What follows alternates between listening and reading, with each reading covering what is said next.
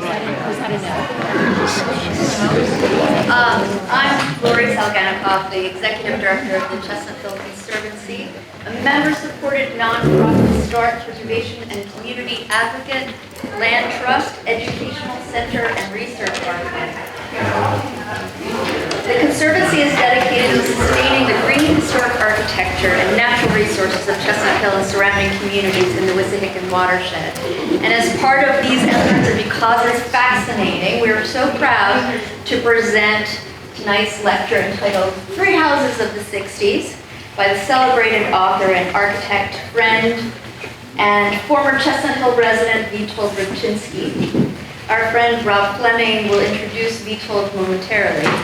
But I do want to mention one thing first. The inspiration that we started with when we were talking about a program for this evening came from the recent recognition of the Margaret Esherick House by the National Park Service, which individually listed the house on the National Register. So we were very excited and proud of that accomplishment, that achievement, and this lecture emerged from that inspiration, but its owner, Dan Macy, is here. Dan, there he is, back there.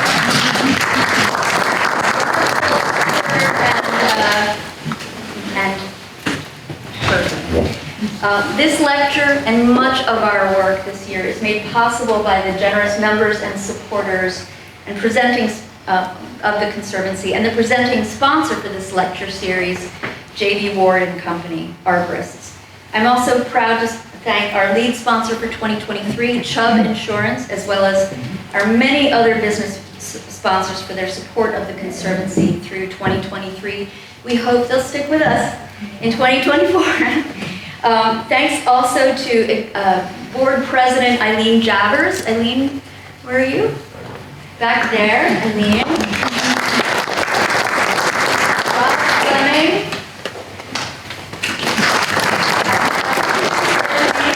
And I've mentioned Witold. Our Programs Committee, thank you very much. Our fabulous staff, especially Chrissy Clausen, who can't hear us.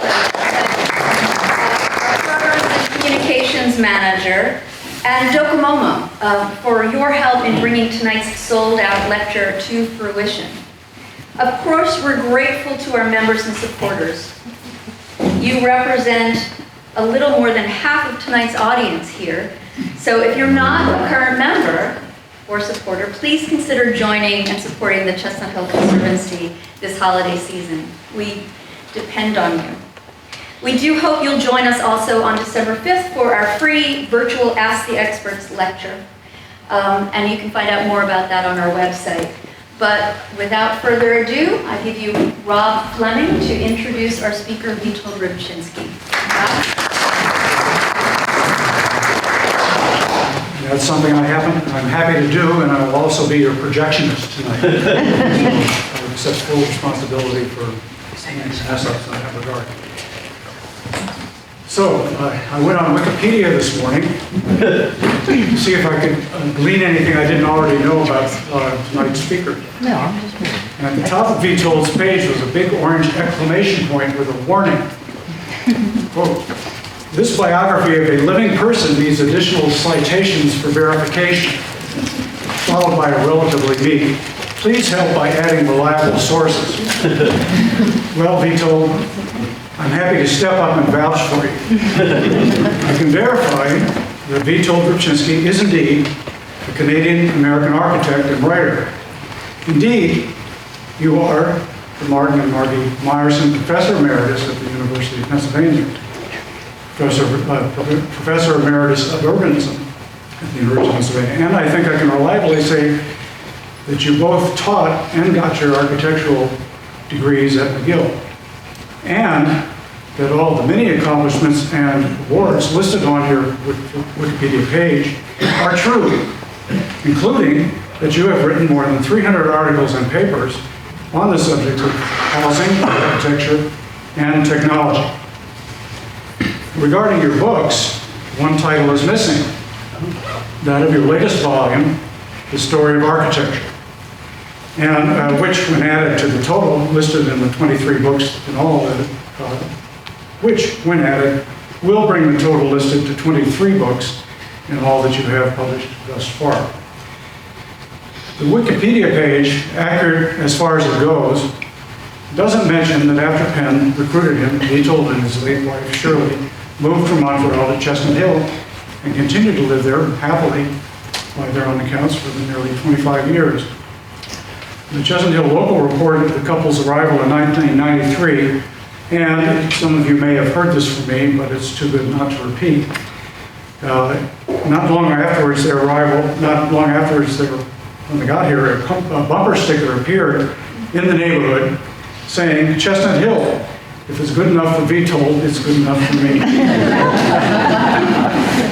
Of course, those of you who knew Shirley know that her unsought endorsement would have been as informed as her husband's. Last year, Witold wrote a lovely remembrance, Portrait of a Marriage in 6 Houses, the places that sheltered my life with Shirley. This celebrates their shared project of making wherever they lived a familiar and comforting place. And that phrase is a quote from near the end of this book, in the last chapter, in which Witold attempts to define what exactly the home means, what the definition is. Witold said of his first published book, and I quote, "It was not about architecture, and it was not written to advance my career. It was written purely out of curiosity. Because of that, I had the luxury of going into subjects which I really knew nothing about, formally. I think that's what impelled me towards writing. It was a way of finding out things." In fact, Witold has found out tons of things, and he's really good sharing what he's discovered. The one big thing to say about him, and Wikipedia, of course, gives no hint of this, is that he's a gifted conversationalist. When you are with Witold, you always learn something new. The title of tonight's talk, 3 Houses from the 60s, locates its subjects in time rather than in place. And I think you will learn something new from this way of looking at them. I give you Witold Rybczynski.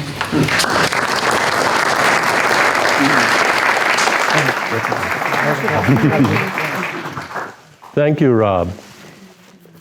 I'm glad you mentioned the title because I wanted to start there. The 60s was my decade. That's when I discovered architecture, and I started studying architecture in 1960 and finished in 1966. I made a road trip with a classmate to see the Acropolis during that period. I bought my first architecture book in the 60s. Of course, it was Frank Lloyd Wright. And after I graduated, I got my first client. And that house wasn't built, but the second house was built. And like Robert Venturi, it was for my mother and father, in that case, a summer cottage in Vermont. So the 60s for me is a special period, Rob? And it's a special period also for another reason, is that architecturally, the 60s was a very unusual time. And that's why I call this 3 Houses from the 60s, because that marks those houses in a special way. It was a very uncertain time. I mean, the great period of overthrowing, some would say, all of architecture, but certainly installing modernism, primarily in Europe, and that had come here, that period was over. And American architects, particularly young American architects, were kind of not sure where it would go. And you look at these 3 houses from roughly the same period in the mid-60s. I mean, Paul Rudolph had done these very delicate houses in the 50s, but by the 60s, he was really doing these heroic buildings. This is a building in Athens, Alabama, and it's a kind of takeoff in a way of a plantation house. Paul Rudolph, one of the great architects of that period, unfortunately went out of fashion, which is the kiss of death for an architect, and it certainly was his death. But this is really postmodernism long before anybody's thinking of postmodernism, and it's quite interesting. And Charles Guathmy there were sort of people who really were stuck on Corbusier and and the early days of modernism, and there's a kind of nostalgia of trying to get back to it in some way. So that was another direction. And then you have Joseph Esherick, who is part of our story tonight. A forgotten architect. He got a gold medal from the AIA. He's a very important architect, but he's not an architect that people remembered, and he's part of a movement at that point, which is heading off in a different direction. They're all modernists, but they take early modernism at its word, that it's really about making places for people, making a new kind of architecture for a new kind of world, but not a heroic, abstract architecture. And this is actually his own house, which he built in 1966 at Sea Ranch. And as you'll hear, he almost built the Esherick House in Chestnut Hill. It would have been clearly a very different sort of house, not necessarily a shingled house like this, but it's certainly not what was actually built. Next. So there's three architects. I mean, the reason we're here is these are all architects who became very important. They're all winners of the gold medal from the AIA. But at the time in the 1960s, they were at completely different points in their career. So Louis Kahn sort of broke out of his, he was a late starter, partly because some architects are, and partly because he got caught by the Depression and the Second World War. So really he gets going, in 1945, and he builds the art gallery at Yale, which sort of puts him on the national map. But at the time that we're talking about, he's just finished the Richards Medical Building, and that puts him on the world map. So he's already world famous, as we would say. MoMA has a show just dedicated to that one building, and that really puts the spotlight on him.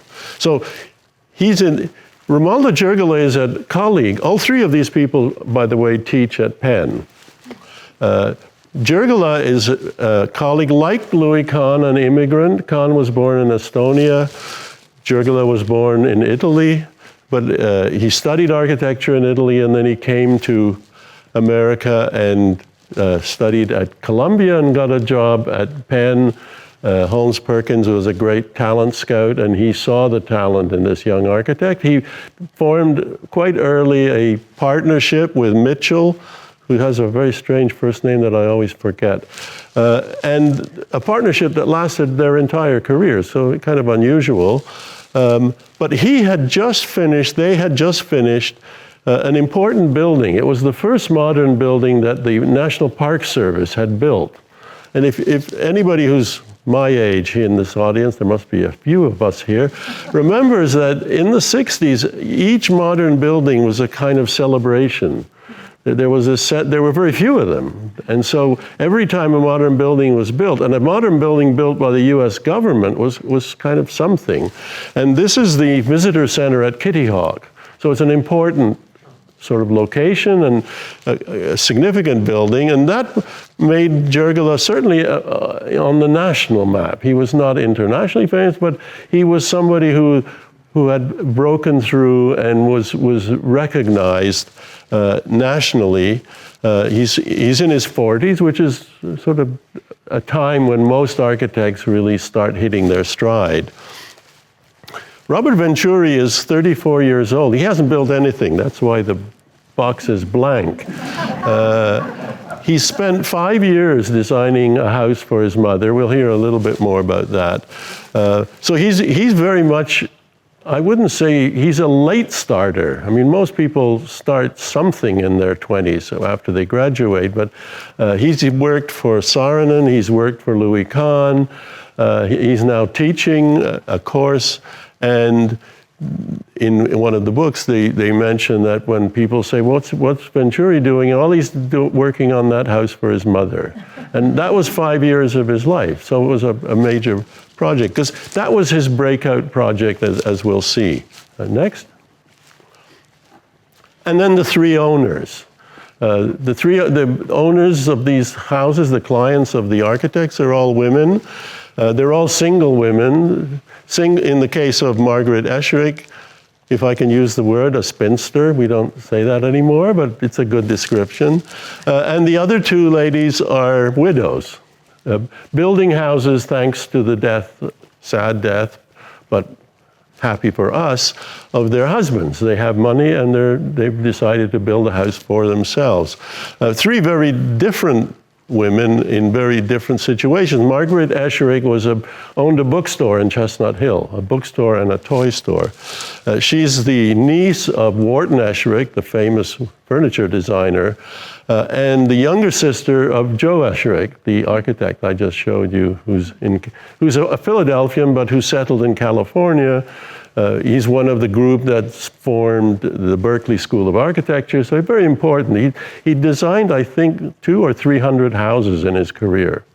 So he was a very prolific architect, and in fact, he designed the store and the house and the toy store for Margaret Esherick I think it was just off Germantown. I think Evergreen. So she inherited this money from her father and decides to build a house for herself. And she goes to her brother. Her brother's a very well-known architect. So, I mean, who else would she turn to?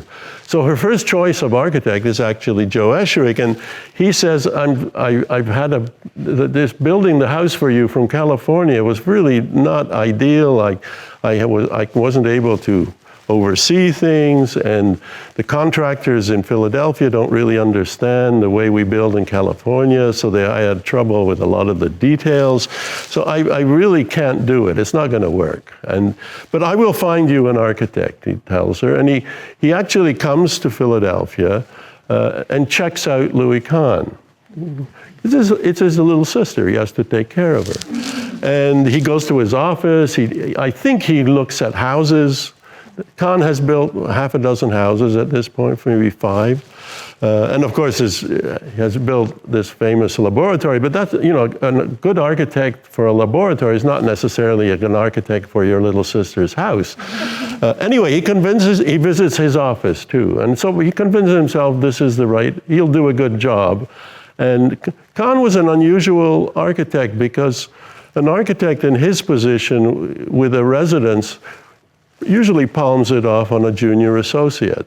Goes to a few meetings and shows up, but he doesn't do all the work. He's too busy. And with Kahn, he seemed to take on houses almost like a hobby. He would do them on weekends, so he would do his projects, his office projects during the weekend, and on weekends he would work on houses. He had very close relations with the clients, so he took this very seriously, and I think Joe Esherick realized that he would do a really good job for his sister, and he did.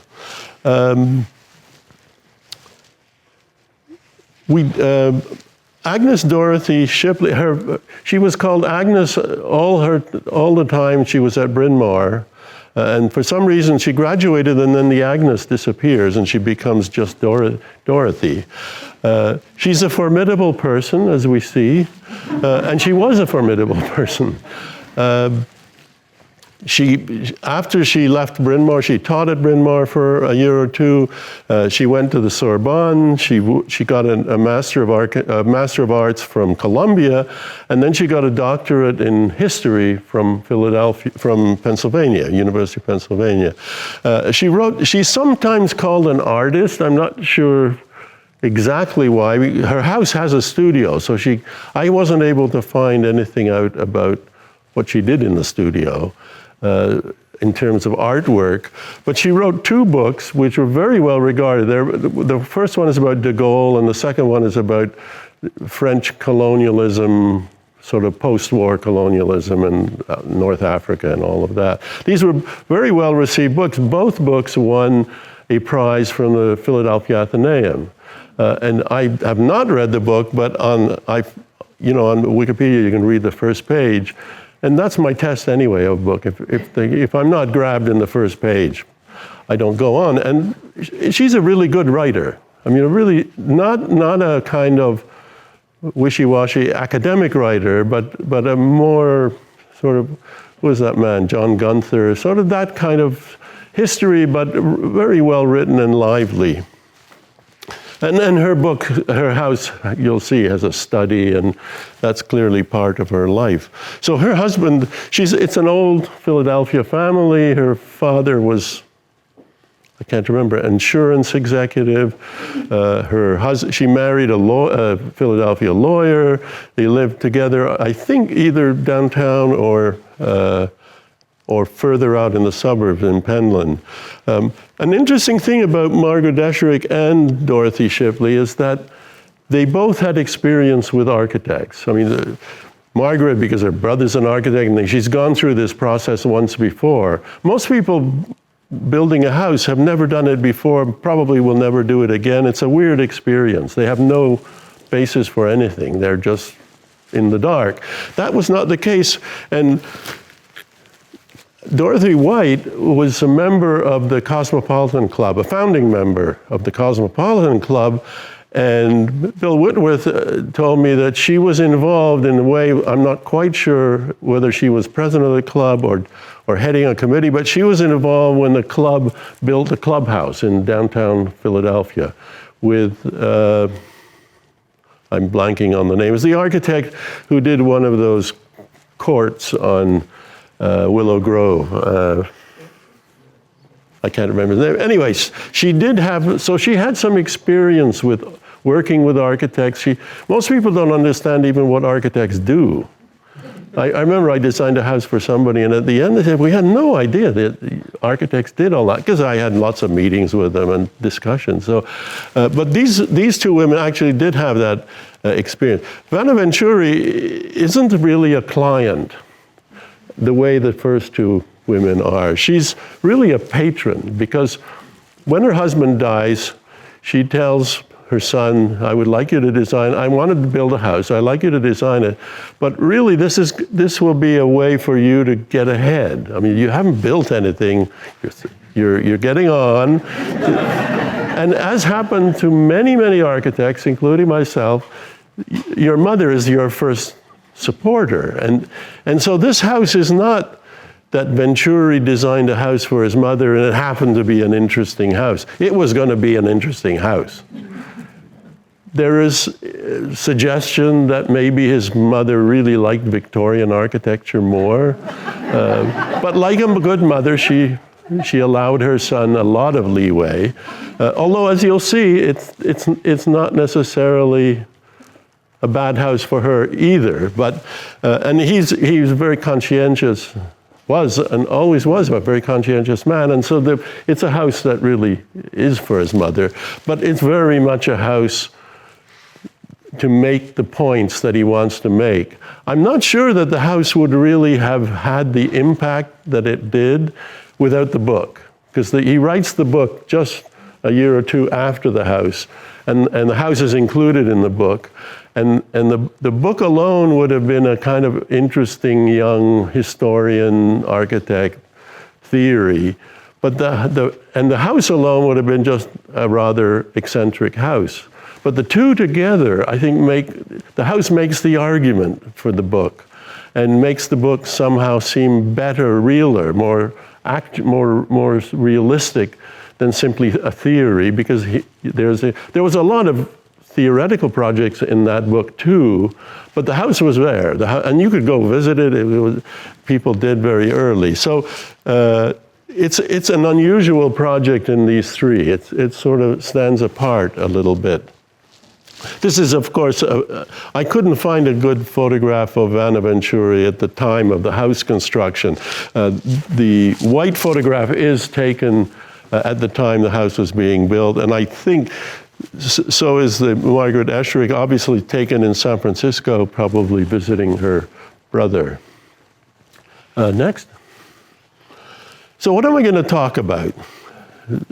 I could talk about the Philadelphia School. The problem is I'm very skeptical that there really was a Philadelphia School. When Venturi died, the New York Times obituary referred to the Philadelphia School and referred to Jurgala and Kahn as the other two very well-known architects who belonged to it, but pointed out that it really was more geographic than architectural. They happen to be in Philadelphia. That doesn't make it a school, in my opinion. They knew each other. They all taught in the same place, but they had very different careers, and they're.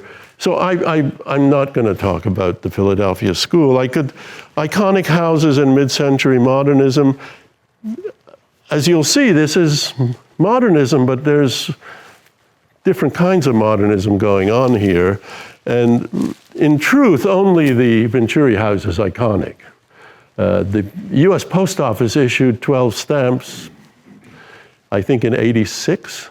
It was called something like Masterworks of Modern Architecture, and it starts with the Chrysler Building and includes a number of buildings, Kahn's Library at Exeter, I.M. Pei, Frank Lloyd Wright's Guggenheim, and the Venturi House. There's only two houses, Venturi House and the Glass House, Philip Johnson's house. So it is an iconic house. That view, which Venturi orchestrated perfectly. I mean, you stand on the street and you get the icon right away. You don't have to go around it. It's there. It's unlike, say, the Guggenheim Museum. You have to go inside to experience that beautiful spiral.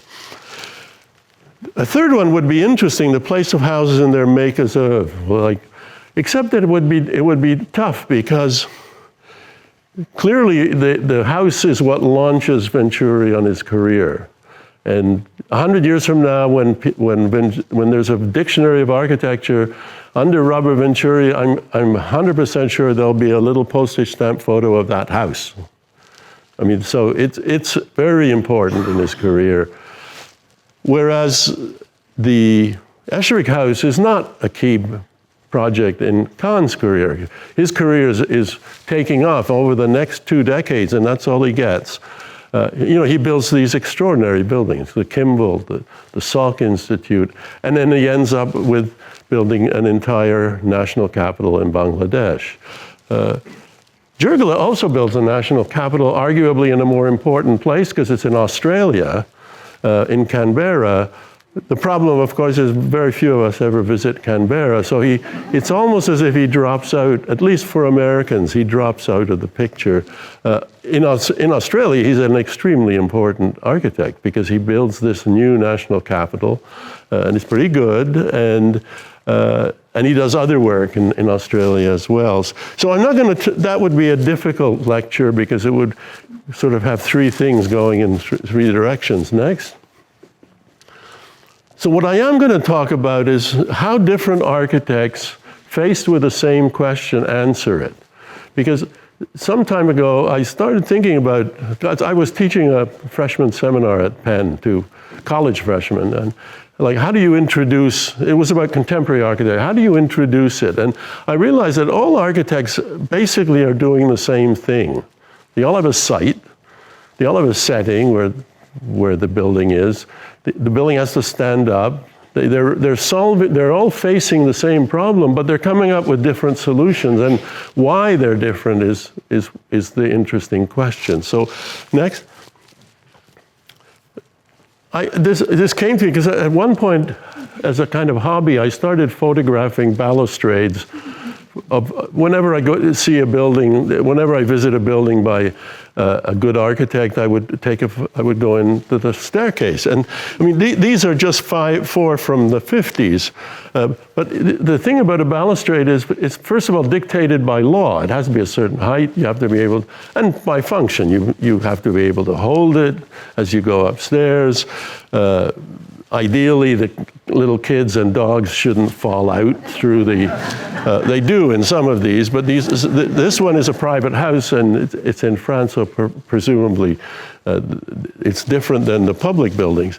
But you notice how these four modern architects all, but they come up with something very different, even though they're basically doing the same thing. It's just a railing to keep you from falling and something to grab onto.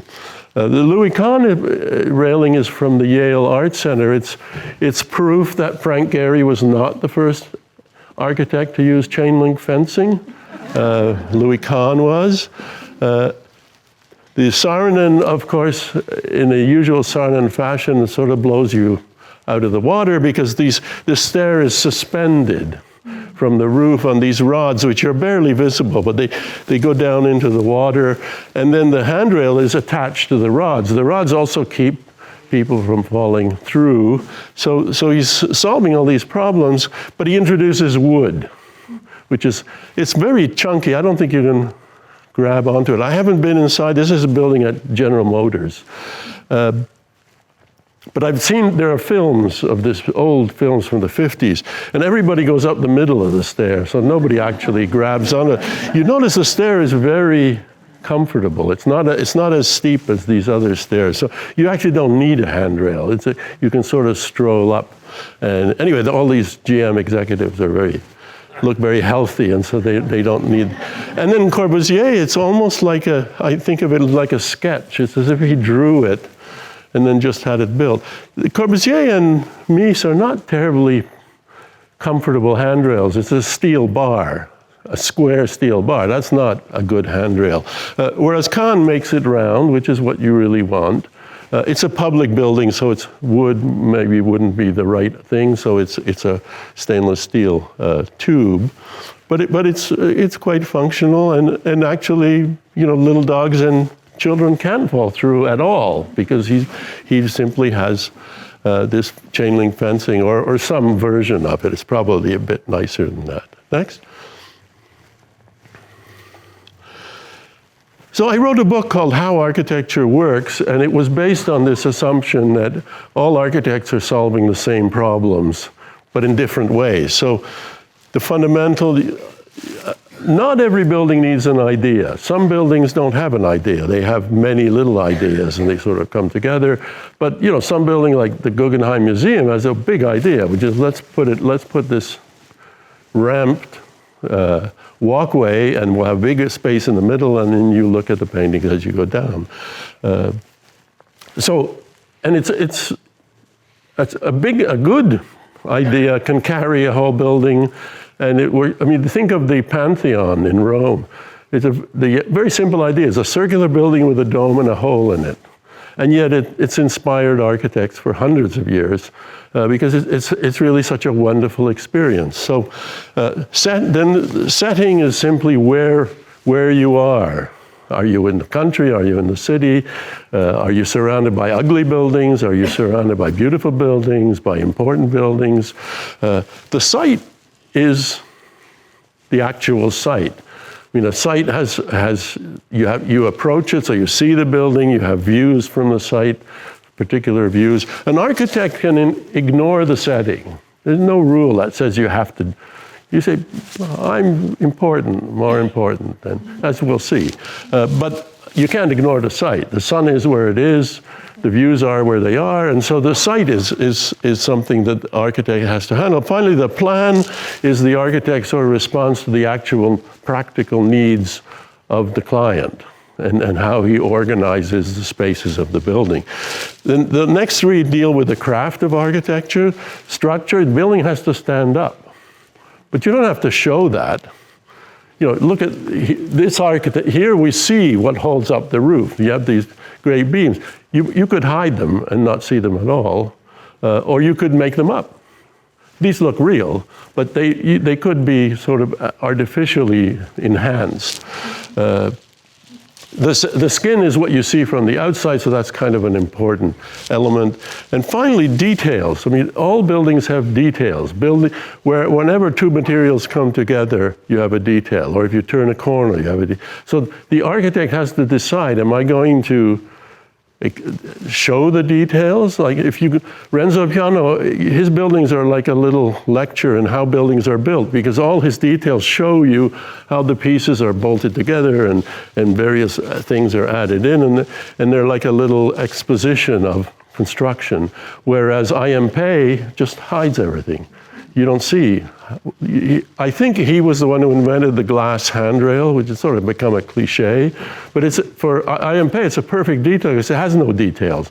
It sort of disappears in the floor, and it gets something at the top that you can grab onto. And otherwise, it's just glass. So of course, and the little kids and dogs can't fall through it because it's glass, tempered glass. So details, there are many ways an architect can respond to details. The architect, whose name I can't remember, Japanese architect who'd about 2 decades ago redesigned the MoMA. And somebody said, it's very minimal what you did. He said, well, if they gave me more money, I could have been even more minimal. So getting rid of details is very expensive. So the fact that you don't see it doesn't mean it's cheaper. It actually usually means it's more expensive. But there are architects whose work depends on sort of eliminating details. And then there are architects like Frank Gehry who doesn't care. There's so much going on, it doesn't matter about the details. He can afford to be very cavalier with details because it's the space and these weird surfaces. I mean, that's what's getting your attention. And he doesn't have to be like Mies van der Rohe and make every detail perfect because there isn't much else going on. And then the last three are the sort of big questions like style. I mean, historical style is one thing. And if you're working in a revivalist style, you have to get it right. You have to know what you're doing. You have to know something about the style. But every building has to have style because a building is made up of all these different elements and they have to kind of coalesce into something. And my best example I can think of, the alternative, is when you go to Philadelphia Airport, that's a building where the ceiling is one thing, the lights are one thing, the floor is something else. There's no style pulling it together. It's just styleless. So even a modern building which is not interested in history has to have a sense of style. The architect has to have a sense of style, whether it's a minimalist style or a Baroque sort of maximalist style. That's really up to the architect and the clients. The architect has to decide about the past. Traditionally, architects, because buildings last such a long time, architects very often look back. And so you have revival styles. The Renaissance is a revival of Roman architecture, and then you get a Gothic revival because people get interested in Gothic architecture again. Or you can say, no, I deny the past. Gehry has talked about the burden of history. I mean, some other architects might say the gift of history, but for him it's a burden, so he doesn't want anything to do with it in most of his buildings. And then finally, taste. There's many decisions in a building that really don't have to do with function or engineering, or they're not required, like the color of something. And that's where the taste of the architect is visible, because he or she has to make decisions based on what they like. I mean, Richard Meyer likes white, clearly. And if you say, couldn't we have some color, his associates will say, no, we don't do color. Louis Kahn didn't do color. There's no sense that he understood color. Corbusier was a painter, and the first time I went to a Corbusier building, because in the 60s, you just got black and white photographs of everything. So it was like spectacular, because the ceiling was painted blue, and there was a green wall here, and the ducts were yellow, and it was just a riot of color which I'd never seen in architecture before. So taste is very important. It's not a key thing, it's not the center of everything, but it's an important aspect. Next. Okay, the fundamentals. Next. So what's the idea? I mean, you could argue with me about these, and this is based a little bit on things that Venturi has said, but it's basically my interpretation that the Esherick House, it's a little house for one person. It's not a complicated problem. But the idea, it seemed to me, was that it has this one big room. It has a room with a 16-foot ceiling. There's very few houses of that size in Philadelphia, in Chestnut Hill, have 16-foot ceilings. There's probably some of the really big guys that have ceilings that tall, but not little houses. So the idea of a little house, but it has this one big room, you could say was one of the ideas. There are other ideas certainly there. The Jurgala house, in a way, it's about these white boxes with clear stories. There's a lot of these windows, unusual, tall, up-high windows that bring light into the inside, but from high up, like as you can see, these things here. It's not a house governed by a single idea, but that's as close as I can get. And then Venturi has talked about this, a little building with a big scale. He worked for 5 years on this. What's interesting about, and this has been published in a book, what's interesting is it's not sort of the house each time it gets better and better and better, and then you end up with this. That's not really the story. The houses are very ambitious. Imagine you're building a house and you're kind of basing your career on this. It's a make or break moment, in a way. You only have one mother, so if this doesn't work out, you can't do it again with somebody else. So he has 5 houses, and then the 5th house is this is going to be the one. It's 5 years, so time is pressing. And so this lot, just like the Esherick lot, was a Woodward lot, and Woodwards would sell land only with the proviso that they approve the design. They had comments for Louis Kahn, but Louis Kahn was a little bit too big for them. So he kind of ignored their comments, and there wasn't much they could do about it. Venturi was not a big lead, so they just said no. He presented them with a house with a 40-foot chimney and kind of an odd-looking house, and they just said, no, you need to go back and think this over a bit. And in the meantime, because it was the final one, he got a quote on it from a contractor. Previously, he had not done that, I think. And he was floored because it was way over his mother's budget. And, architects sometimes can strong-arm people, or the clients don't always tell you the truth about their budget. They may have more hidden, for the rainy day. But you can't really do that with your mother. I mean, he knew how much he had. And this kind of really threw him. And so he kind of pushed it aside and designed a house that was half the size of the last option. And I think what happened was that he'd been working on it so long, it was all in here. He'd looked at every possible combination. And so this kind of moment, I would imagine, of panic, because imagine that not only is the Woodward turn you down, it turns out you can't actually build what you thought you were going to build. And yet it all comes together in I think, a very, very successful way. And as far as we can see, very quickly. He doesn't have 5 more iterations before he gets there. It just all falls in place. Probably because there must be some saying about that, I'm blanking on it right now. I mean, his back is against the wall. He has to do it, and he's a talented architect. So he pulls it all together. He's obviously the kind of person that could probably spend the rest of his life designing his mother's house. He likes doing that. He's not a kind of, somebody who can make a quick, fast decision. But here he has to, and he makes a lot of very fast decisions and comes out with a pretty remarkable house. Next. The setting, most modern houses of distinction were rural, but certainly were. And I think it's partly because modernism is so abstract, it really looks good in nature because you get this contrast. It doesn't look so good if you don't have the nature, because then you're kind of stuck with the glass box.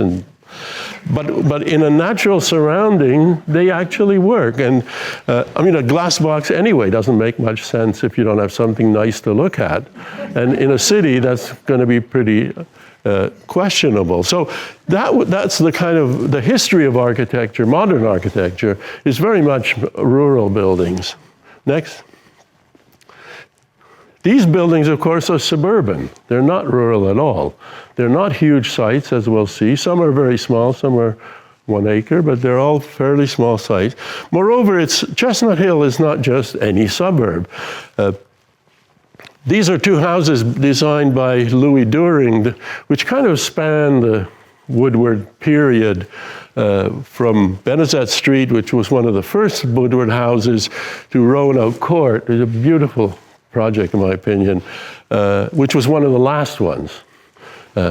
No cars. This deals with cars. Has garages in the front.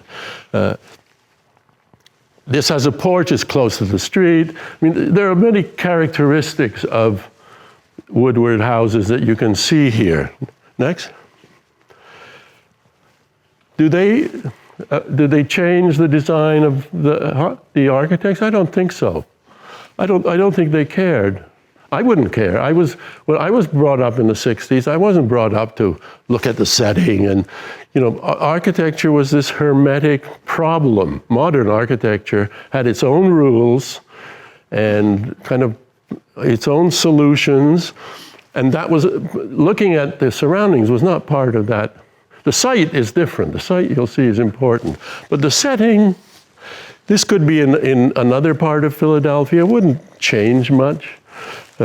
This house was actually based, when he got into this crisis, in 1959, which is sort of 4 years earlier, he had designed this beach house, which is sort of like a chalet, a Swiss chalet, a big frontal gable, just like that.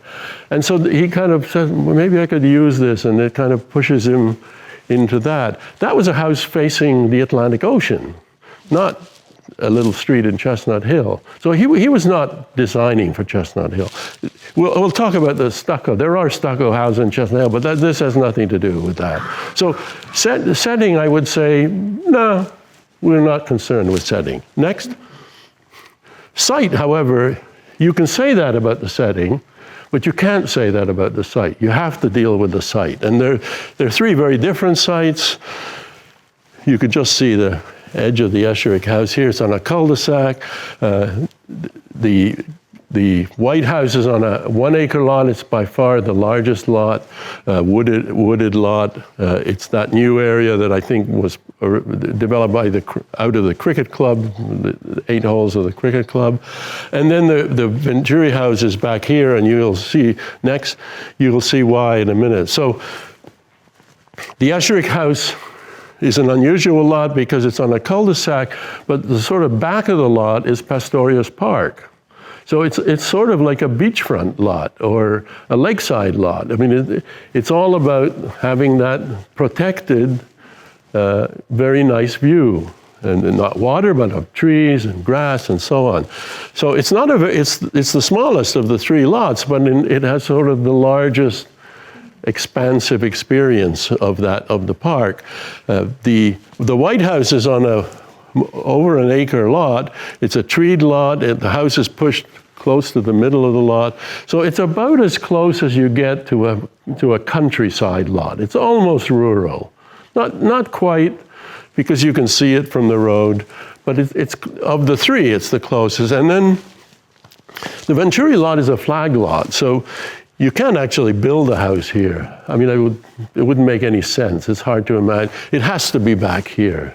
So having that distance, and you can see that in his first studies, he doesn't realize that. He's just fixated on making a spectacular house. And then at one point, by the time he gets to the end, he realizes this is a plus. My house is pulled back, it's not on the street, but that's actually kind of nice. I can, or at least I can exploit that long view, which is a key element of this house. Without the long view, if this was sort of somehow different, that changes everything. But the fact that you can see that facade, that characteristic facade from, I forget how far this is, but 80 feet, something like that. Next. So, Kahn responds to his site by essentially making a sort of glass house facing Pastorius Park. And the facade is entirely glass. privacy is less of an issue.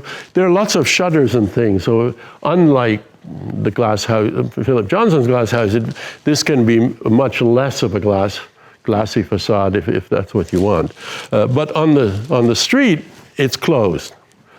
No porch, no friendliness. It's a very cool attitude that he adopts there. I should say in all three of these projects, but especially the two, the Kahn House and the Jurgala House, we don't have correspondence between the architect and the client because they're in the same city. So they meet in person or maybe they talk on the phone. But if they were in two different places, we would have letters and that would help us understand what's going on. We don't have that. So is this Louis Kahn, or is this also Margaret Esherick, who says, I want to be very quiet, I want solitude. I don't want to be exposed at all. And so you get this very enigmatic facade, like what's going on? Big windows up high. There's nothing there that you can connect to like a traditional window, or what is it? There's a little balcony, which is kind of the closest you get to a traditional feature in the house. And it's an important one, I think. It gives you scale, tells you that's the entrance, and so on. Next. The Jurgala House tells you nothing, face it. This is the street facade. It's a it's even more mysterious because you actually don't see the door. There's this weird sort of motel portico there. I'm not sure where that comes from. It is a carport, but to get to the front door, you have to walk through the carport. Most carports are on the side, and the front door has its own kind. Here, you get out of your car and you're protected, and you go into the door. So one feels somehow the architect and the client kind of agreed that this would be the thing to do, even though it's kind of unorthodox. The original design has a similar sort of roof with 4 brick columns on the left, on the terrace, and it's a kind of covered, almost like a porch. It's not attached to the house, but it's and that was not built. So it's a shame because that kind of would balance it off. The house overlooks the Wissahickon, and on that side it has a lot more glass. He doesn't go as far as Kahn does, but he provides a lot more glazing on that side. Jurgala always seems much more kind of less authoritarian than Kahn. He's not trying to find a system. I mean, he's kind of relaxed. I hate to use stereotypes, but he really does seem like a Roman or an Italian. I mean, there's something, as you'll see on the inside, they're very, very casual about a lot of his things. I don't think he doesn't feel like the person who struggles the way Kahn did, to make the right decision. I can't do this, I have to do that. I mean, he does it. He's an architect. I'll show you one of his drawings. Beautiful, beautiful sketch. Next. And here you have the long view. That's an important part. He takes the flag lot and sort of makes it something advantageous. Most people would just see that as flag lots are cheaper because nobody really likes them. What do you do with that lot? So he actually turns it into an advantage. And then the back of it gets very complicated. So it looks kind of simple, like a chalet on the front, but it's not. It's very, very complicated, which is why you'll see costs a lot of money. Next. So the plans, they're all very simple houses, but different in program. So they're houses for one person.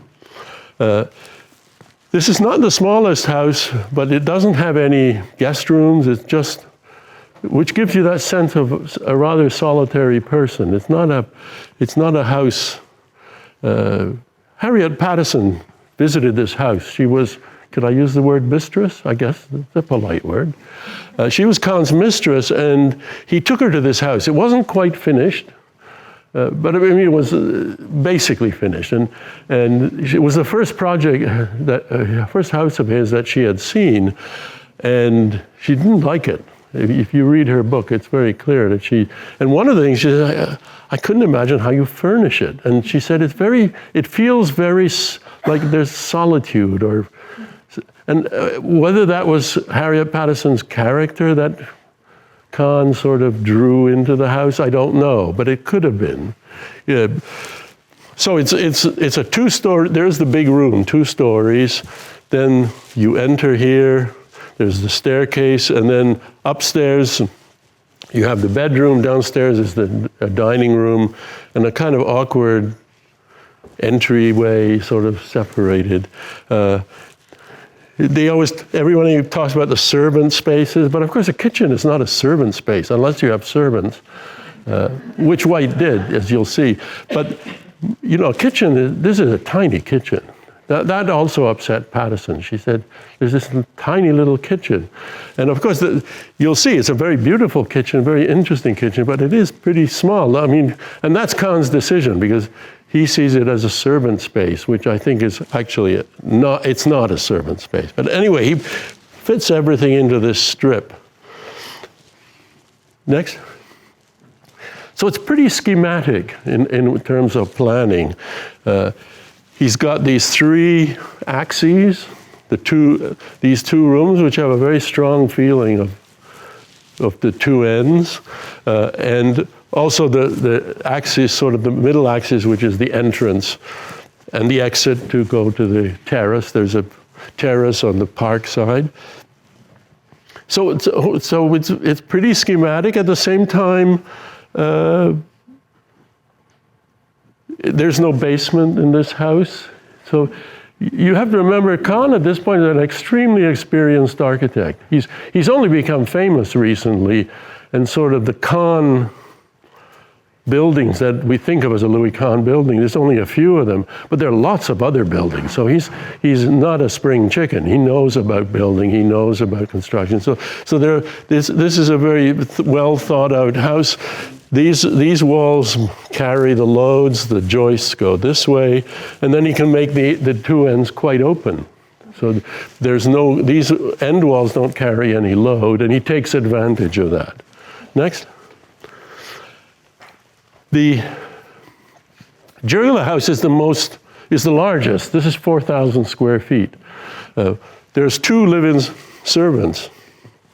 So it's kind of a Victorian house in some way, even though it's a very modern house. When you first look at the plan, it sort of looks like 3 boxes. You think, oh, I see what he's doing. But that's actually not what's happening. This has a very low ceiling. This has not a very high ceiling. There's a piece here that goes up. The fantastic room is the living room, which is a 26-foot cube.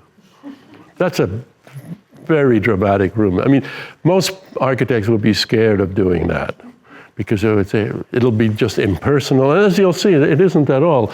But that's a real cube. These are subdivided and in 3 dimensions. Next, it's a very pragmatic and very well worked out plan. Other than this weird entrance, but this is the carport. You enter here. This is an outdoor space, but it's 2 stories high, so it's a kind of loggia in a way. And then there's this big entry hall. I should say that the client had 2 requests. One is she had a lot of artwork, so she wanted a lot of walls, and with 26-foot high walls, you get a lot of walls. The other thing she entertained. She wanted space for entertaining, and you can imagine this.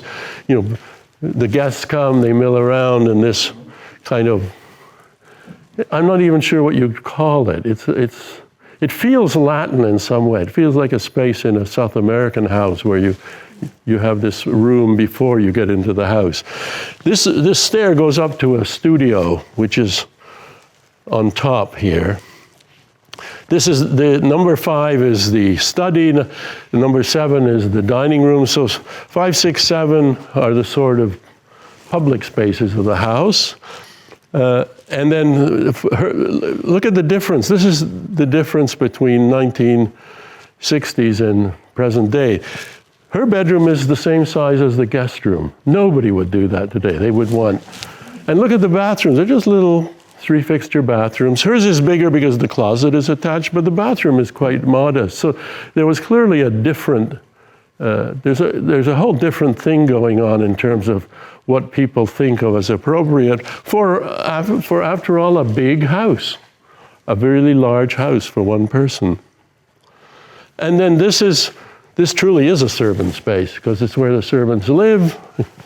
2-bedroom, then it's got a laundry, a pantry. I mean, it's a whole back of the sort of, what do you call it? Backstage in a way for the house. Next. And the Venturi house is very complicated and very practical. If you look closely, he's cramming a lot of stuff into a small space because he's panicky. I mean, he's worried about paying for all this. But he's a very ingenious planner, and he's studied not modern houses, but older houses. So look at, you enter here, and then there's a curved wall, and there's a little bit of a coat closet in there, and then you come in, this is the dining area. The kitchen is a beautiful kitchen because it's got a window. Instead of having cupboards, it's a window, and that's a beautiful thing to do in a kitchen. And he has sort of cupboards here and here, but this is just, you're like in a ship, and you're looking down all the way to the main street. He has this weird staircase here. There is an entrance. It's in the middle where it should be. It's protected from the weather. So there's all sorts of practical things. His mother's bedroom is here. His mother is already older. It doesn't seem older to me, but it was older for the 60s. And so he builds a caretaker's room in case that should be needed. It's not needed yet, but as a kind of, and it's also obviously a guest room. It actually has a door, which doesn't show up in most drawings. So the caretaker can sort of slip in and out without going through the rest of the house. And then I didn't show the furniture, but every one of his plans has a grand piano in it. And his mother played, I assume, because there is a grand piano in the house. But it's not easy to fit a grand piano in a small house. So every single one of his options, he always draws where the piano is going to be. And every one of his houses has a room for him, because he lives with her. He's not married yet. They're living together before the house is finished, and he lives in the house after it's finished. And he and Denise Scott Brown live in the house happily, unhappily, I'm not sure, for a number of months, and then eventually move out and have their own home. But he always, in many of the drawings, his room has a bed and a drawing table. They're always the two things. And it's a beautiful room. It's a really wonderful room. You go up this weird stair. There's a tiny little shower, almost like on a train, just a shower and a bath and a water closet and a tiny sink. And then this room which has a sort of little outdoor deck. In many of the plans, he had an outdoor stair to get in, so that he could sort of come home late at night or without disturbing his mother. But he finally dropped that. There is one thing in this house which is interesting that's not in the other houses. That's a porch. A porch is a kind of Chestnut Hill fixture, in my opinion, and yet none of these houses have one except him. And it's not a front porch, but it's a side porch because it gets the view down the long view part of the lot that extends, and it's off the dining area, so you can eat out there, and it's a nice feature. Next. So the craft. Next. I include this quote. Charles Moore, a famous architect, and he wrote a review of a book by Vincent Scully, and Scully was rhapsodizing about the importance of the effect of historic architects on contemporary architects. And Moore says, yeah, sure, but architects are influenced by their clients, by their colleagues, and the bank. And of course, Scully, being an art art historian, it doesn't worry about banks. But of course, real architects worry about banks because that's ultimately very important in whether the house gets built, how it gets built, how big it is. So I just put in these figures just to give you a sense. You multiply this by 10 for our current day. So $250 a square foot is really not an outlandish price. These were not super expensive houses, and $160 a square foot today would be hard to build anything. So interestingly, when you look at the Esherick House, it really looks pretty luxurious. It's got beautiful woodwork, and yet it's not by any means the most expensive house. And I think that's partly a reflection of Kahn's ability and experience as an architect. It's also, of course, a smaller house than the other ones. The Jurgala house is very big, but it's not expensive, and there's not, as you'll see, there's not much details, and that turns out to be actually a big plus. Next. Structure. All the houses are the same construction. They have cement block walls, plastered on the outside, and wood joist roofs and floors. Kahn takes advantage of that because that allows him to open up the ends of the house because they're not bearing walls. The walls are, he doesn't express that on the architecture, but he definitely uses that to get his large glazing at the ends. The Jurgala house everything's hidden. You don't know what holds it up. I don't know what holds it up because we don't have the working drawings, unfortunately, in our archive. So Howie spans 26 feet, which is more than you can span with a wooden joist, means that there's some steel beams in there somewhere. But he doesn't really, he's not showing you any of that. So the structure is completely hidden in that case. In Venturi's house, there's sort of both. There's sort of there's a column in one place, there's this concrete beam over the door, and yet there's a lot of hidden structure. There's a lot of steel beams. Venturi's not a very experienced architect at this point, and he's basically building cardboard models and then translating them, which ends up being, that's why his house is so expensive, because there's a lot of steel beams and odd things, and the contractor's pulling his hair out trying to figure out how all these funny connections, which are really interesting in real life, but complicated to build. So structure in this kind of system of building is not a hugely important thing architecturally. Next. The skin is, all three houses have stucco walls. It's just there's no insulation in the 60s, you didn't worry. There's a little bit of insulation in the ceiling. The houses are not air conditioned at the time of construction. Of course, Chestnut Hill has lots of stucco houses. It's not an unusual material, but that's not why these are stucco houses.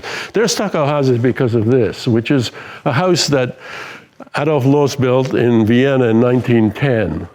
Loos was the one who said ornament is crime. And they all believed him, they all went along with that. And he showed sort of this way of building where the house is just this white, it's stucco, but it's not, it's really a kind of a magic material. It's just white, non-material. And then you punch windows in it. And that's very much the approach. Next. Here's two buildings from the 20s, both which adopt that same finish. Two very different architects, Corbusier and Mies van der Rohe, and yet they're very, very similar in using concrete or cement blocks or brick plastered over and painted white, where it's a kind of non-material. Especially here because the columns are inside, so the corners sort of float. Next. So they all use the same skin, but they use it in very different ways. So in the Kahn building, the building is a real box. So you get, when you see two sides, it really reads like a box, but it's sort of like a thin, as if the walls were stretched very thin.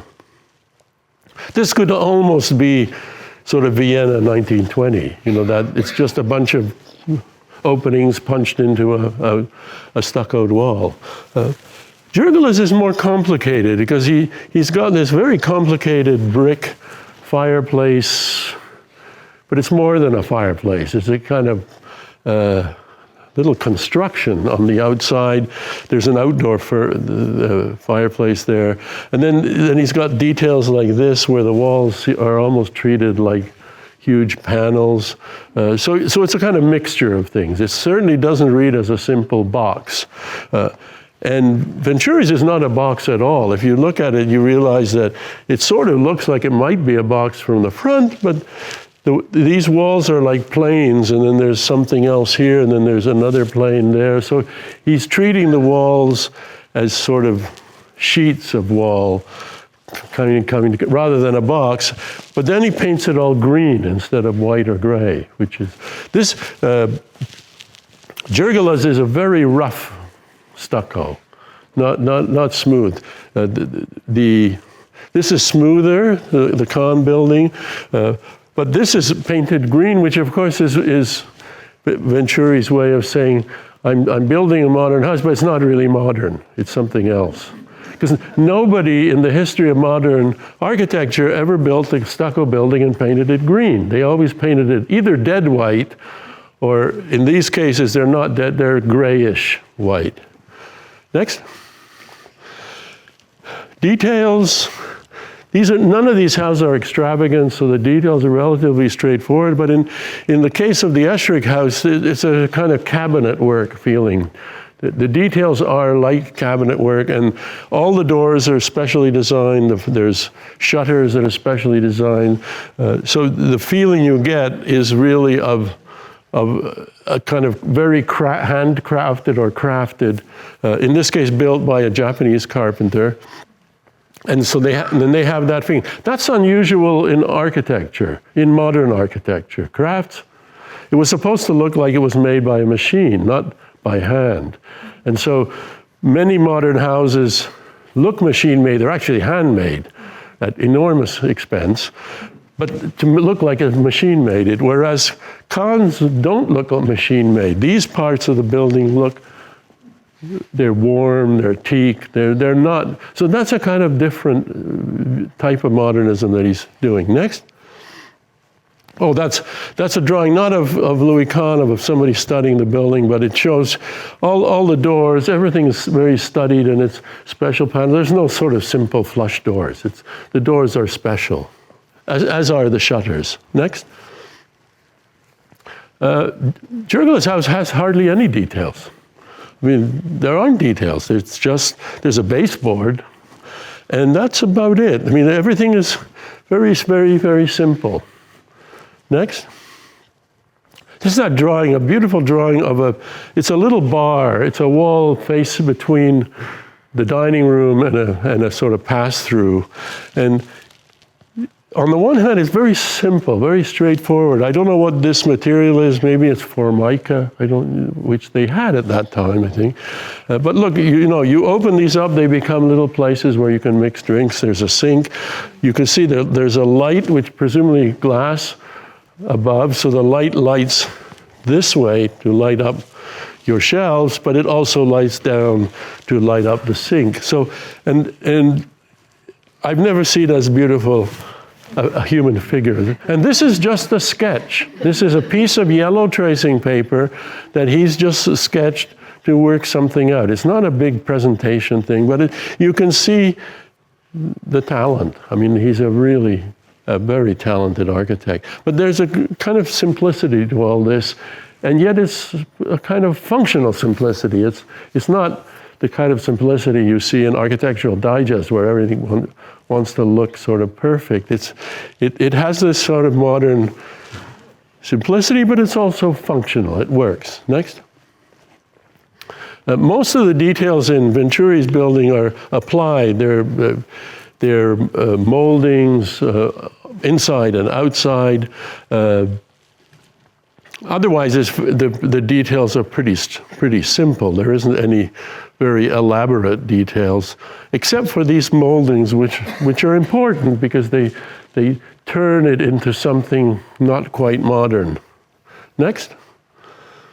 Okay, next, the big questions. So what kind of modern? They're all modern buildings, but what kind of modern? And it seemed to me that on the one hand, this is a very monumental little house. It's little, but look at that. It's sort of symmetrical around the entranceway. It's got these very large panes of glass, big expanses of wall, so it has a kind of monumental feeling. At the same time, it has that crafted feeling that I talked about earlier, the craftsmanship of the wood. Next.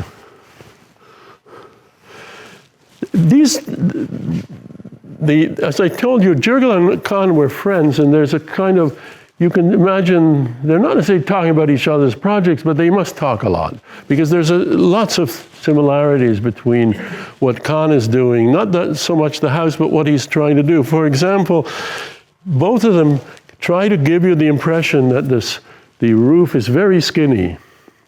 And it isn't. I mean, the roof is this thick, but he's trying to give the impression that it's just this thin layer sitting on top. That's the same thing with the Esherick House. There's a kind of trick where it looks like the roof is 4 inches thick, but inside there's a cove, and then you need 2x12s to span the distance, and so you've got a much deeper thing.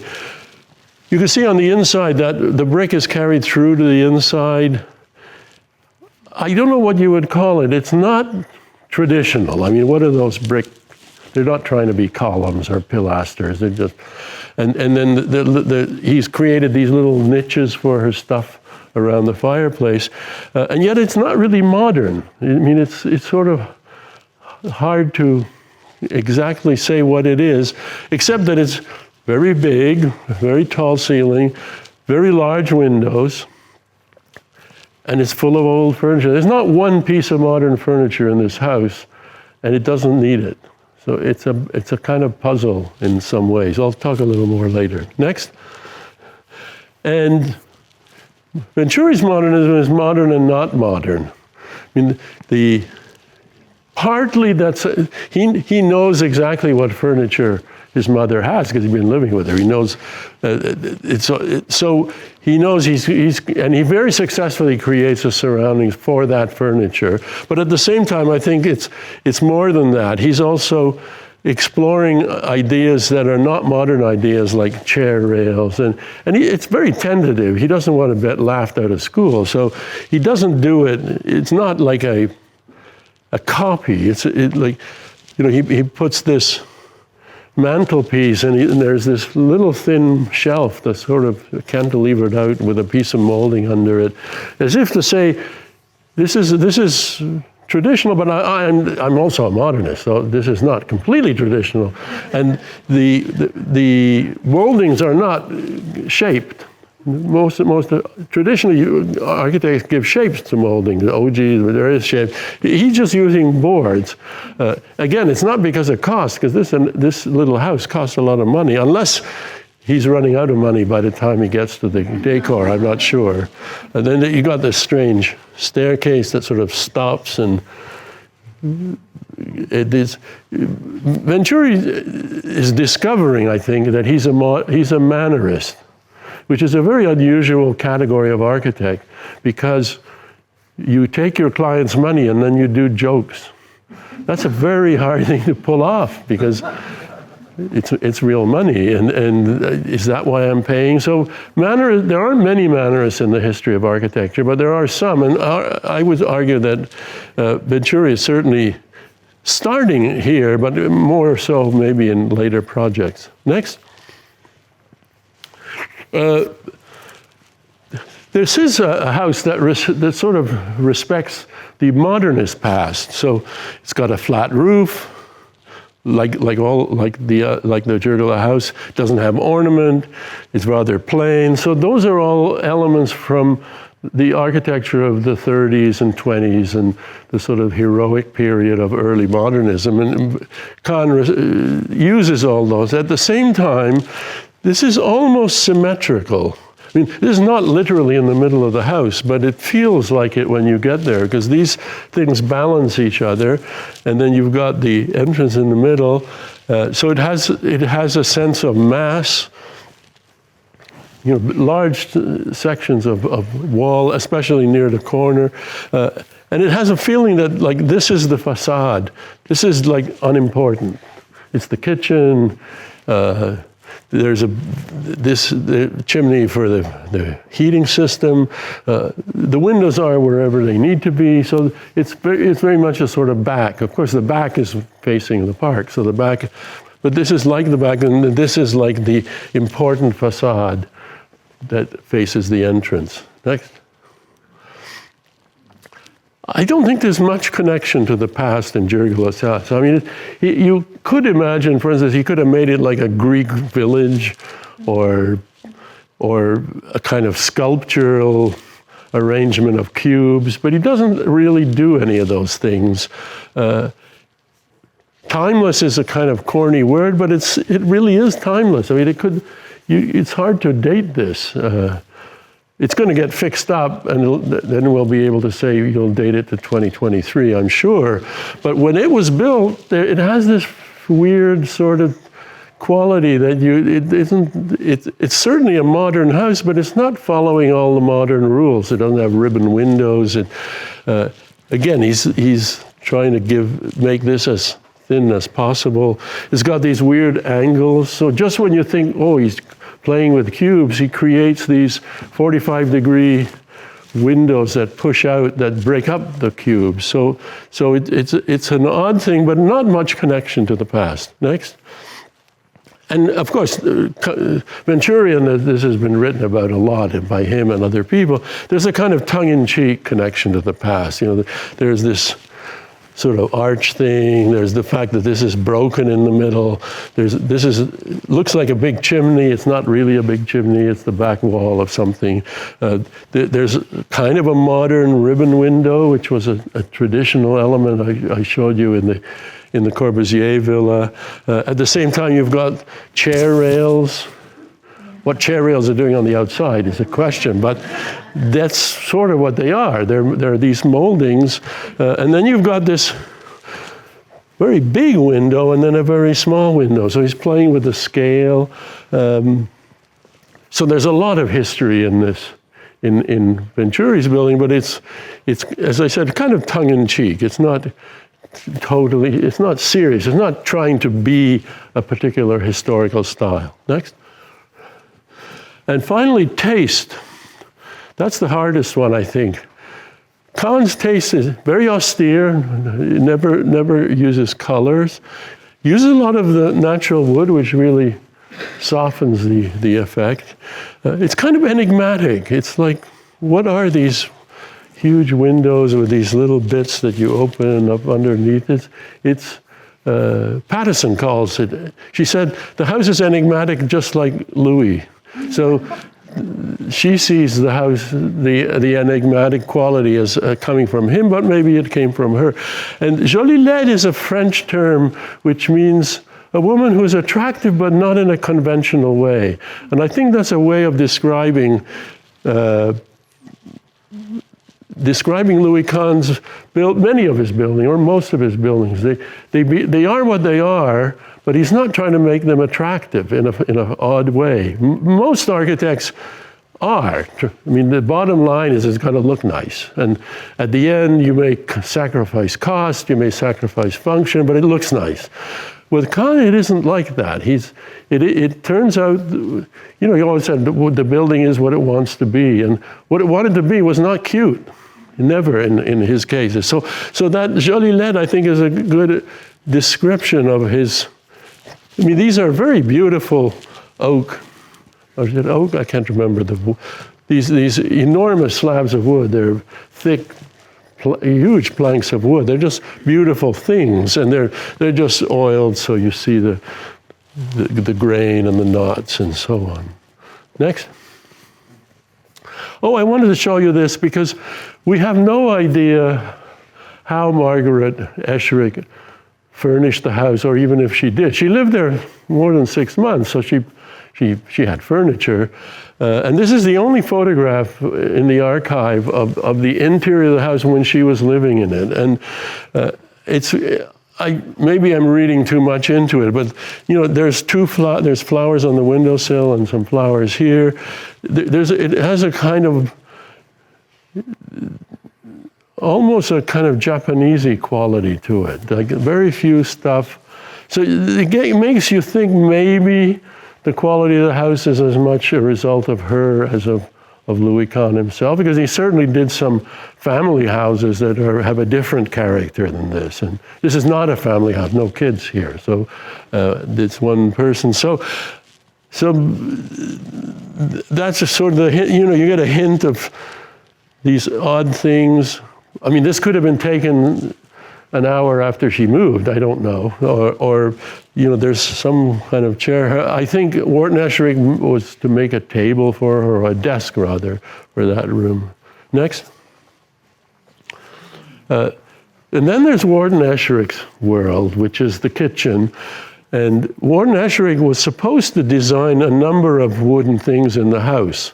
The handrails, the bookshelves, they all show up in the drawings as things that he's to do. And then we do have a record where the Kahn tells the contractor, wait on all that stuff. And something happens. We don't know what happened. They either had a fight or, you can see Esherick likes to create curves. It's hard enough to do in that tiny kitchen. It's impossible to do with that stair. I mean, all he's been given is this. And so maybe he just said, I can't do it. This isn't for me. And maybe he walked away. Maybe what he wanted to do.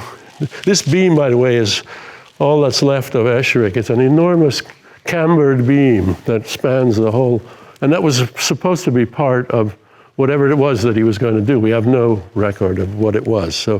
But anyway, what was finally done was done by the Japanese carpenter, and you've got this quite beautiful handrail, which is just reinforced with steel underneath, which no kids or little dogs here, because you just. But his kitchen is there, and it is very much a different world, certainly a different taste than the rest of the house. Next. And Jurgala's taste is sort of pared down, in this house at least, but very relaxed, very casual. What is impressive in this house is, as I said, there's no modern furniture at all. It's all very probably good quality, but very conventional or traditional furniture, and it's full of furniture. There's a lot of furniture, so they must have had a large house. And yet it all somehow fits. It doesn't nothing looks out of place here. She's got place for hanging paintings. She's got these little niches for other things, art. There's a lot of books in the house. And it looks like a very successfully lived in house. All we have, of course, are these photographs. But judging from the photographs, it doesn't look, things don't look out of place. And partly that's because he's made such a simple architecture with virtually no details at all. Very high. This is where I imagine there's some steel beams carrying to break that 26-foot span down.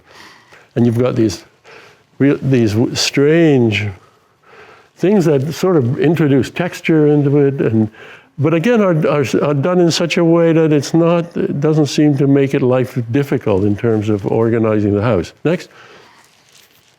And Venturi's iconoclastic, quirky. I mean, there's this odd column here. There's this strange curve that suddenly pops up from nowhere. At the same time, it's quite wonderful. Light comes from all over the place and unexpected places in this house. It isn't just sort of windows or very huge windows like the Jurgala houses. There's all these weird places where different times of day you'll get light coming from that you wouldn't expect.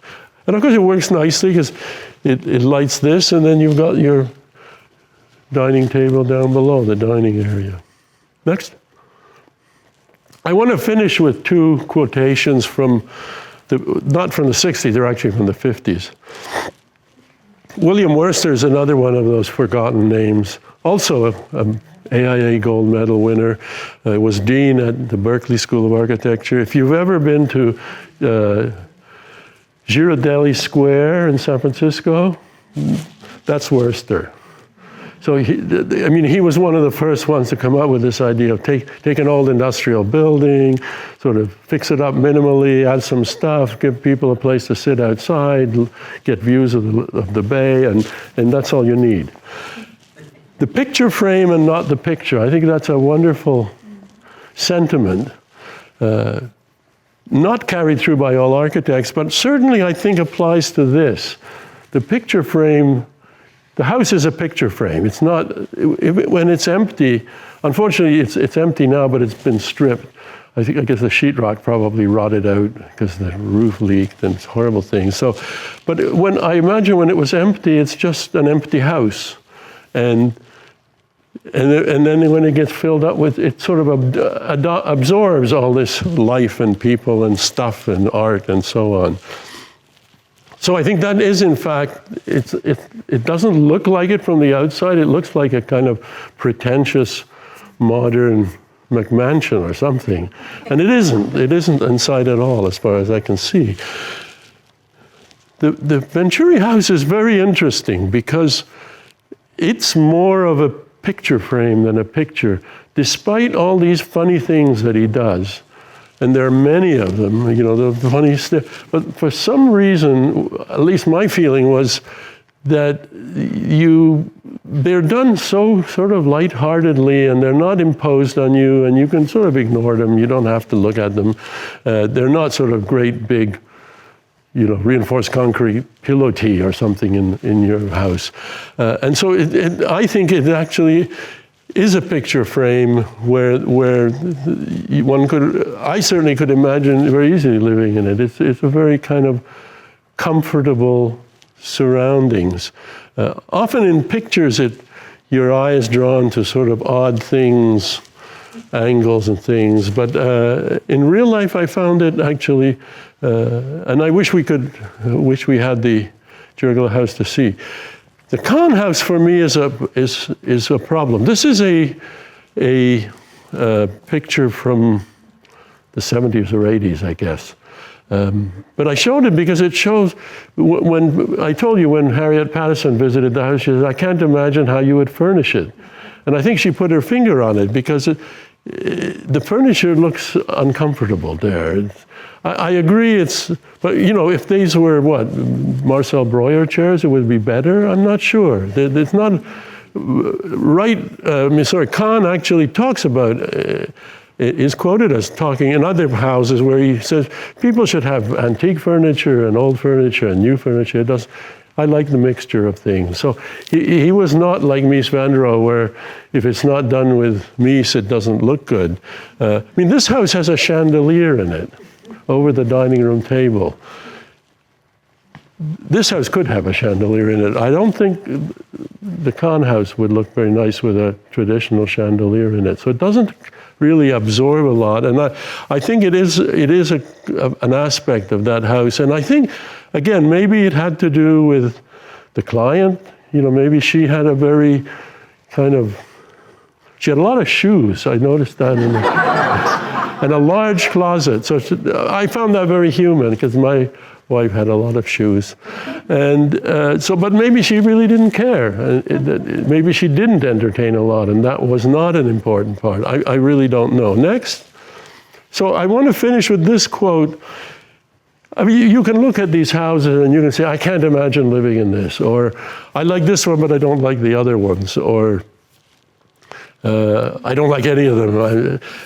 But this quote, Steen Eiler Rasmussen was a Danish architect. He wrote a very wonderful book called Experiencing Architecture. And that's what it's about. It's like how we experience buildings, old buildings, new buildings.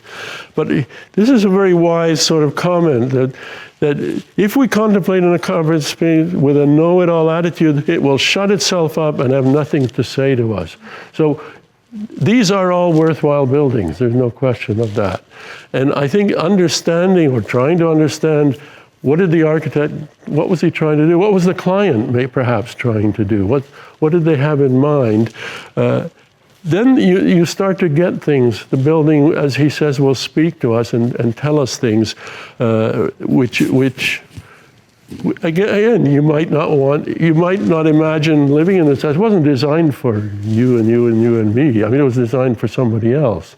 And maybe it fit them really well. I mean, she lived in her house, I should have mentioned this earlier, she lived in her house for a long time. She lived a long time. She was 104 when she died, but she died in Utah because when she was in her 80s, she finally moved to Utah where one of her sons lived. And so she spent her later years there and died there. And the tragic story with Margaret Esherick is that after 6 months, the reason she didn't live longer is because she died. We don't know the details.